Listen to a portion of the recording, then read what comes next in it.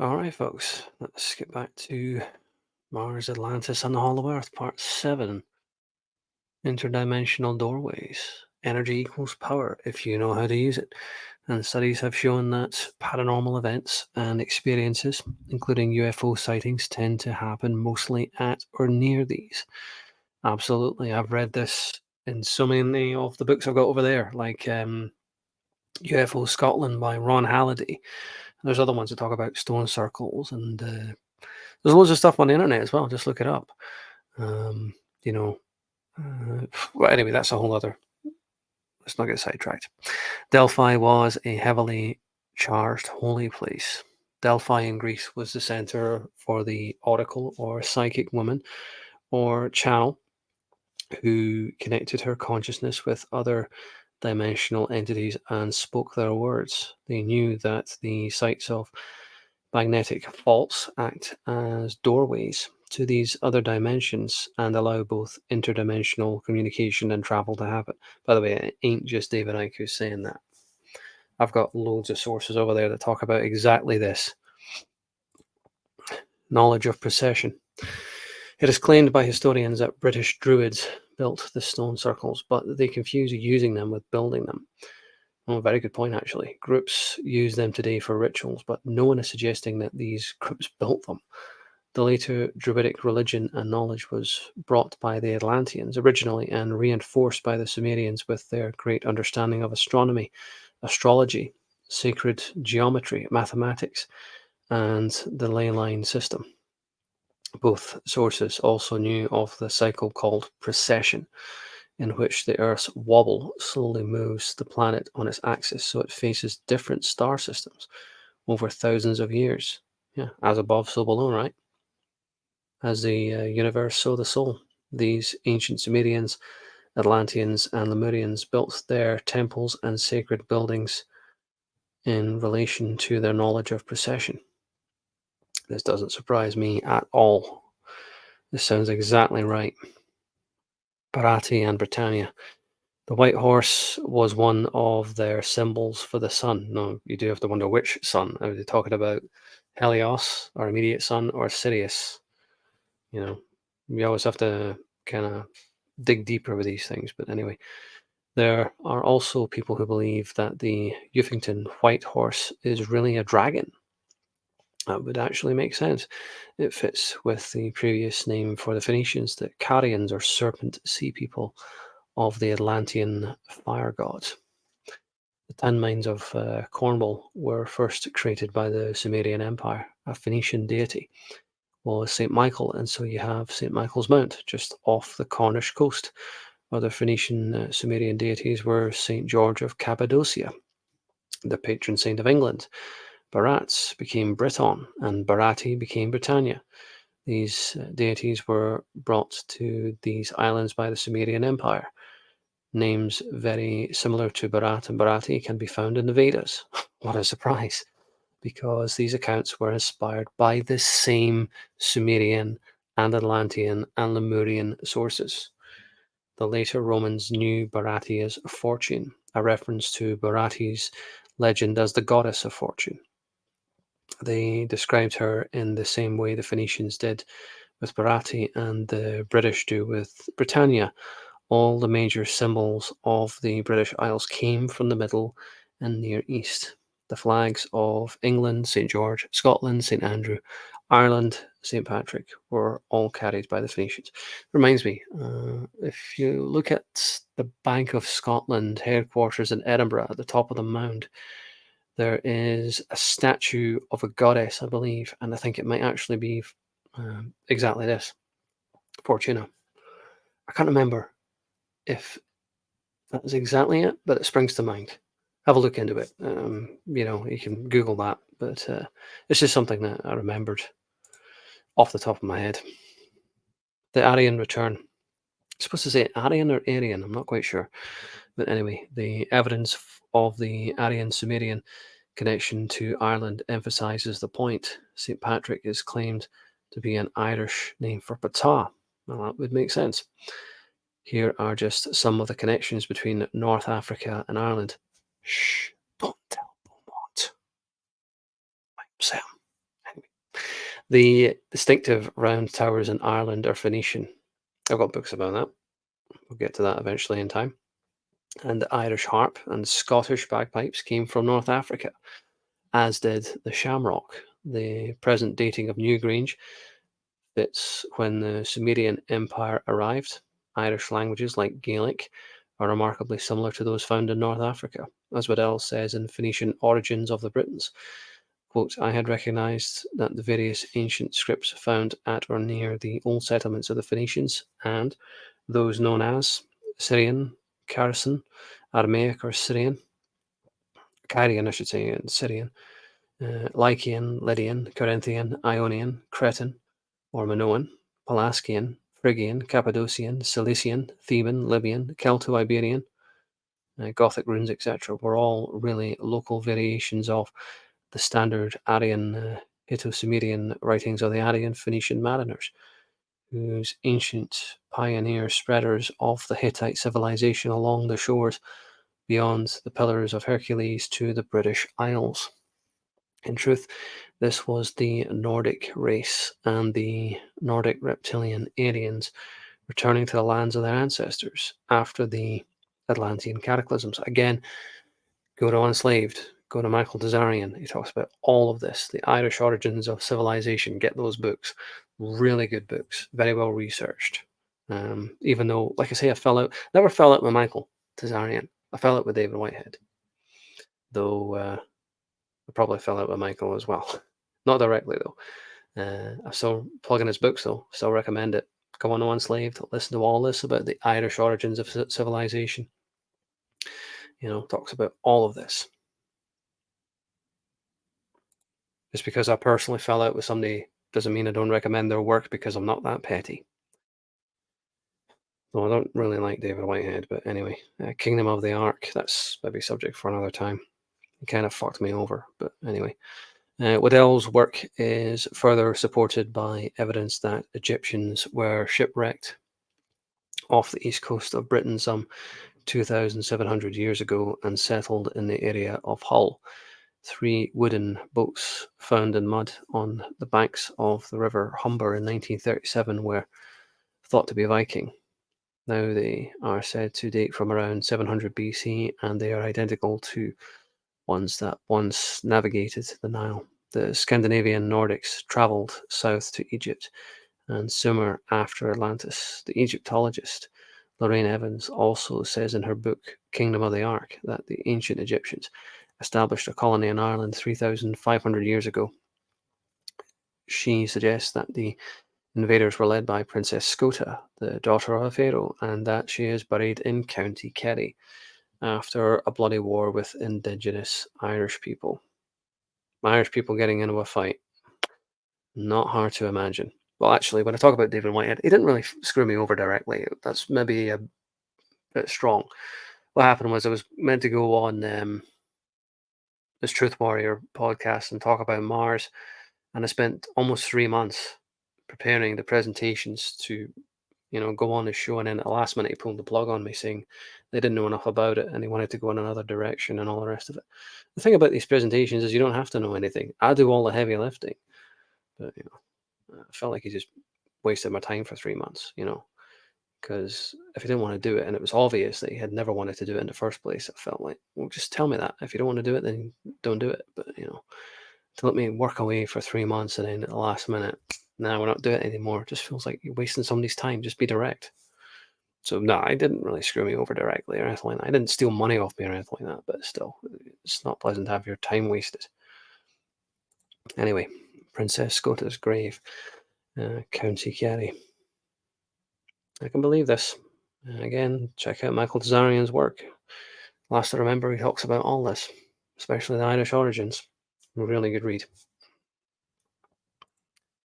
The High Kings of Ireland.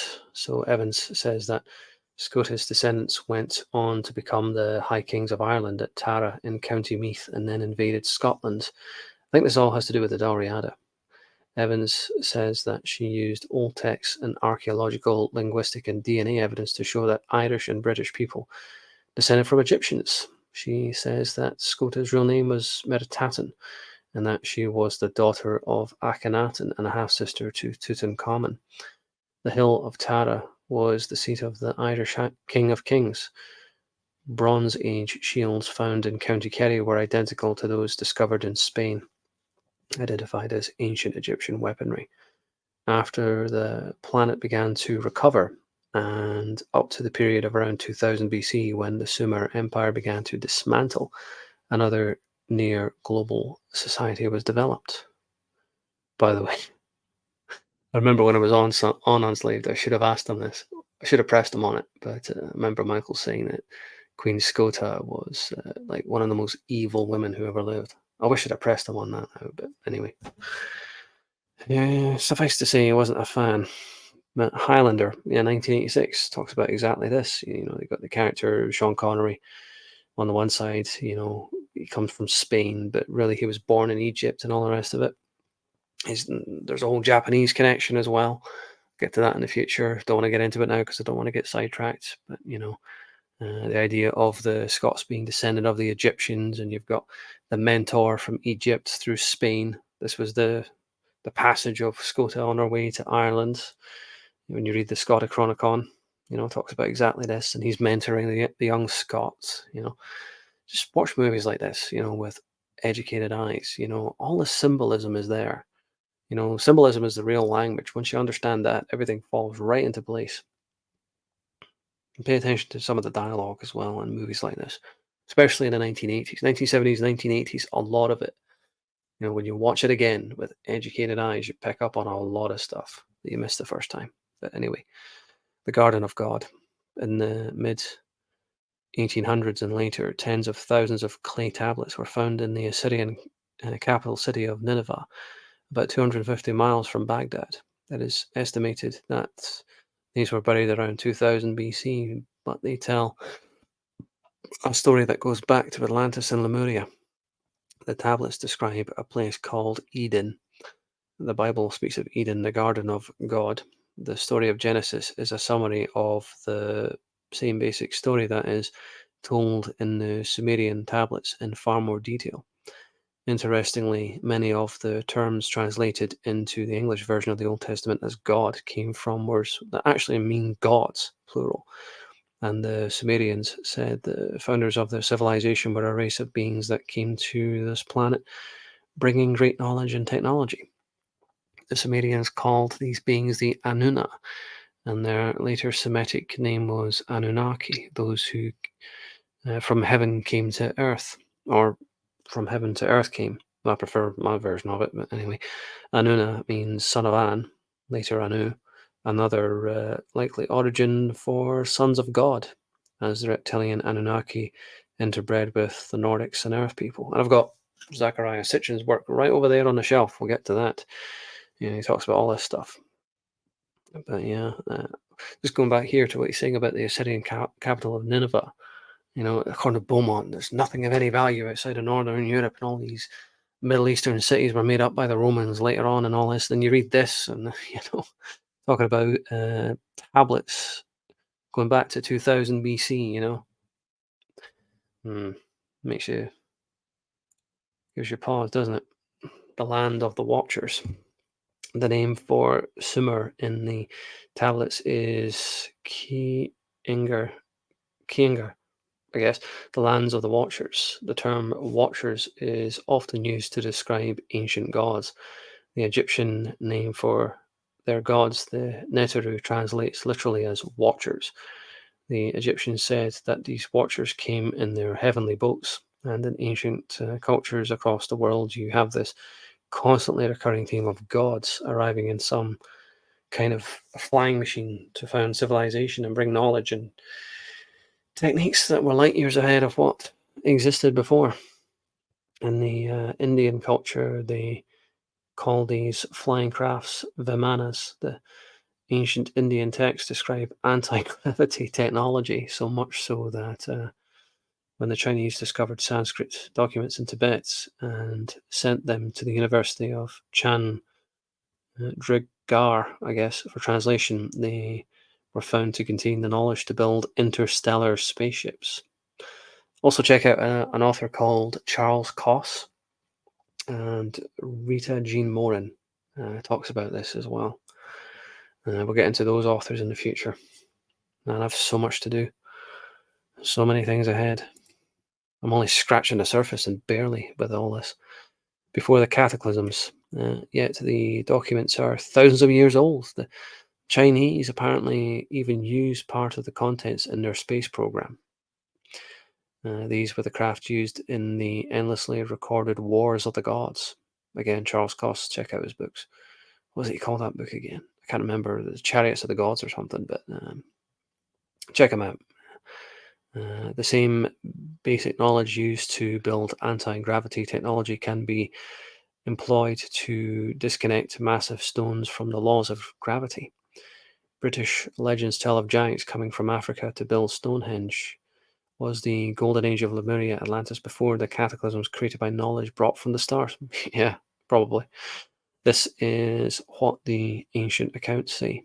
These are the same accounts which, like the Sumerian tablets, describe planets of the solar system in both number and environment in ways that were only confirmed in the 20th century. They describe how these beings, later called gods, the Anunnaki, created a culture of great advancement and technology that was destroyed by earth catastrophes and flood. Those who fell from the heavens. If these Anunnaki or gods were indeed so advanced and able to fly, it would be a further explanation for why there could have been a global society during the pre even flood golden age, and how the same building methods were used across the world, how the Nazca lines in Peru were created, how those breathtaking ancient structures could be aligned with each other, how ancient peoples knew more about astronomy than even modern science did, or does, I would suggest, how the planet was mapped so accurately thousands of years ago, as proved by the maps showing Antarctica before the ice came, how peoples in every part of the world have the same legends, and why, the further back you go, the more impressive are the temples and other structures that survive today. The Sumerian tablets suggest that the Anunnaki came to this planet hundreds of thousands of years ago. The term Nephilim can be described as those who fell from the heavens. Still want to go to heaven? It makes me think twice. The sons of Anak. The Delaware Indians speak of a race of giants who once lived east of the Mississippi in enormous cities, and the same descriptions can be found everywhere. Scores of giant red-haired mummies were discovered in a cave near Loch Love in Nevada.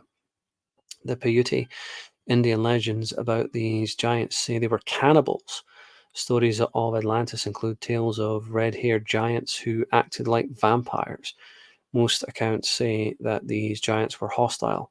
Often associated with these giants are strange craft, very much like the flying saucers of modern UFO accounts. Genesis tells us that the sons of the gods married the daughters of men before the flood, and Numbers calls the Nephilim the sons of Anak, or descendants of the Anakim, Anunnaki, which sounds like Anakin, doesn't it? According to Zechariah Sitchin, the term men of renown in the Genesis passage should read men of the sky vehicles. The term has the inference of a crossbreed race. Again, Rita Jean Morin talks all about this in her books. I've got them over there on the shelf. Get into them in the future. And I think Lou Baldwin also in one of his books was referring to this. Can't remember which book it was. I've got so many of his books. It talks about he was able to get into tribal meetings with Native Americans because he was Italian. He had darker skin. They don't allow white people in, but he could kind of pass for being Native American because of the darker skin tone, being Italian. And it was it his Native American pal told him, "Don't say anything. Shut up. Let me do all the talking. Because the minute you open your mouth, they're going to know that you're not an Indian, or Native American." Was it maybe Orphans of Aquarius where he talks about that? Can't remember. But yeah, the North American Indian tribes or Native American tribes, they have all these legends. I can't remember now. That's going to bug me. Which book Lou Baldwin spoke about this? I'm pretty sure it must have been that orphans of Aquarius. It might not be, I don't know. But, interesting, yeah. The point is, there are other sources that talk about all this. I've got plenty of them. Horus of the Dog Star. It is extremely likely that Horus came from the term Heru, which means the sun god's representative on Earth, the hybrid or Aryan race. There is also the Sumerian word Hu or Ha, meaning hawk, a Sumerian symbol for the sun. The term Nibiru or Nibiru, the alleged home planet of the Anunnaki, is derived from the words Nebheru, according to Robert Temple. Great book, by the way, great author. He says that Nebheru is clearly described as a star and not a planet. Horus, the son of god of Egyptian myth, was strongly associated with Sirius, Horus of the Dog Star. He was also portrayed with the jackal or the dog or the wolf head. Heru equals hero equals hybrid bloodline. And these heroes may be ruling the earth, at least in part, on behalf of the Sirius gods. That ties in a lot to what the aforementioned Lou Baldwin is saying in Mars and the Lost Planet Man. He talks about exactly this. Exactly this. The term angel became associated with these non-human entities that interbred with humans. All this appears to have first happened hundreds of thousands of years ago. Many of the stories mentioned in the tablets refer to events in Lemuria and Atlantis. From Sirius, a researcher who saw the symbols of the necklace at one of my talks also saw the connections with the star Sirius, from which, according to ancient accounts, a reptilian race came to the Earth. He wrote, quote, I noticed that the South African shaman necklace with the carved hands had a picture of Orion on it. Orion's belt points to the binary star Sirius. On the carved hand, the belt of Orion points directly to the eye in the center, suggesting a link between the eye cult and Sirius. As humanity interbred, the traits of the Anunnaki were diffused into the overall genetic pool. The Sumerian texts call these Anunnaki royal bloodlines the Abgal, the masters of knowledge, and the seven elders. And they apparently go back to 10 priest kings before the deluge, Atlantis and Lemuria. In other words, the fish symbolizes amphibious extraterrestrials from Sirius, exactly what Robert Temple was talking about earlier on with the earlier presentations. I mean, in this series, talking about the Sphinx having underwater chambers and things like this that could only be accessed by amphibious beings. Very interesting. The people of the Covenants. The Merovingian bloodline goes back to the ancient Middle and Near East, along the Sumer Empire and to Atlantis and Lemuria. The people later known as Merovingians were involved in the Trojan War. Again, Michael Zarian talks all about this in his books. And in some of the Unslaved podcasts as well, I'm sure, talk about this. Over time, they moved out through the Caucasus Mountains in southern Russia under the name Scythians and into Europe, where they were known as the Sicambrian Franks. The source of the name France. They were named after Cambra, the tribal queen of the 4th century, and Francio, their founder, who claimed to have been descended from Noah. Wouldn't be surprised. To claim descent from Noah is used by Illuminati initiates to symbolize their genetic connection to the Anunnaki bloodline. The Sumerian version of the Noah story relates his close connection to the Anunnaki. The Franks called themselves the Numonge, or the people of the covenant, and settled in Germania with their center in Cologne. Also, Michael, as well, if I remember right, talks about the tribes of Israel integrated with these royal families. Again, check it out on Unslaved and on the Red Ice Radio as well. If you go far enough back, there's a lot of Michael Tazarian interviews. I think you get them actually on archive.org. I think that's where I got them. You can download them, I'm sure. But yeah, check out all the talks that Michael Tazarian does about this. I think you can get some of them maybe on YouTube, possibly. You're honestly better just paying for a subscription to Enslaved and going on there and There are episodes where he talks about all these things, like the tribes of Israel, the lost tribes, marrying in with the Merovingians, and all this sort of thing. I think if there was any Red Ice ones where he talks about this, or more like which ones he talks about this. But yeah, I think if you go on archive.org, you can get the Red Ice Radio interviews with Michael. And the name of the host, I forget his name, but check them out. Really informative. Talks about exactly these things. So the Sicambrian Franks, the Merovingians, peoples of the former Sumer Empire, moved into Europe over many centuries by land. As they travelled, they were known by different names in different regions. They were the same people, exactly what I've been saying. Some of these were former Sumerian peoples who were known as the Scythians, Saxon, Goths or Gauls, and Cimmerians. This exodus into Europe included the Sicambrian Franks. These Franks also claim to have lived in Arcadia in Greece, which is a name for Atlantis, from the time of their king called Merovius or Merovii, who became guardian of the Franks in 488. They became known as the Merovingians. Legend says that Merovii was the offspring of a human mother and a sea creature called Quinator, very much like the reptilian Anunnaki. The Merovingians founded the city of Paris in the 6th century, which they named after Prince Paris, one of the figures in the Trojan War story, which the Merovingians knew their bloodline had been involved in. Okay, so I'm going to leave it there for part 2, and there you can see how David Icke and Commons Beaumont are on divergent paths there when I'm talking about the Goths and the Saxons and all that sort of thing.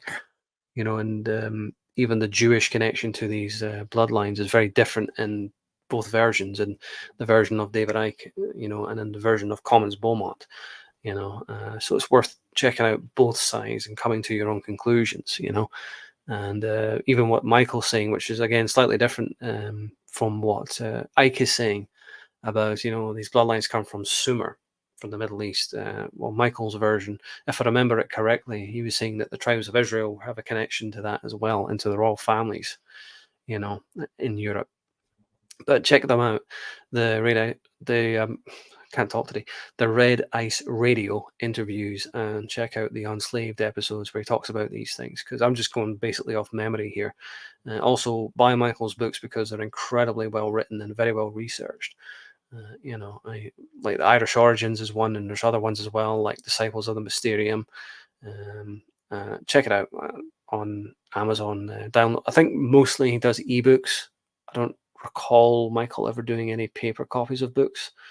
Maybe he did in the past, but you can get them on the Kindle and all this. But like I say, check out Red Ice Radio interviews. Check out Unslaved. Check out Michael's own websites where he talks about these things. Very enjoyable, entertaining, but also very, very educational. And they're certainly off the beaten track, of mainstream history. But I don't want to go too long, because people can only pay attention for so long. And I'll leave it there. So we'll wrap it up in part 3. And also be sure to check out the other authors I mentioned as well. Charles Koss, Rita Jean Morin, Zachariah Sitchin. Check them all out. Cheers.